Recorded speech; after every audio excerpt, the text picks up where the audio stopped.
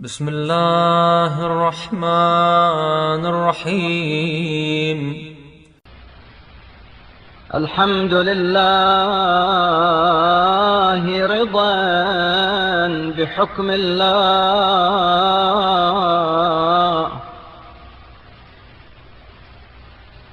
شهدت أن الله قسم معايش عباده بالعدل،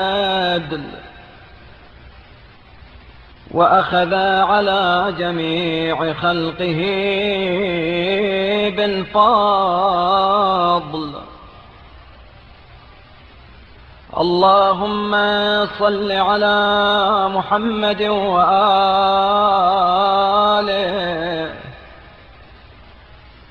ولا تفتني بما أعطيتهم،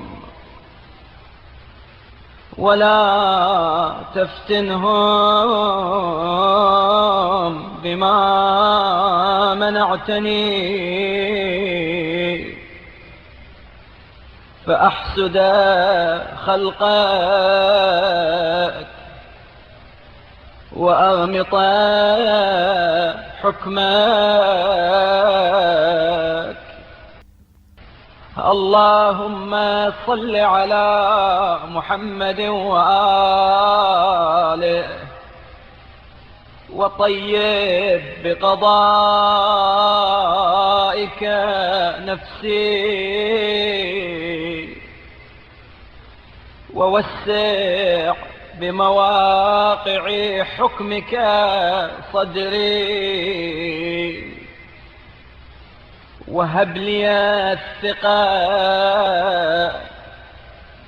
لأقر معها بأن قضاءك لم يجر إلا بالخيرة، واجعل شكري لك على ما زويت عني أوفر من شكري إياك على ما خولتني،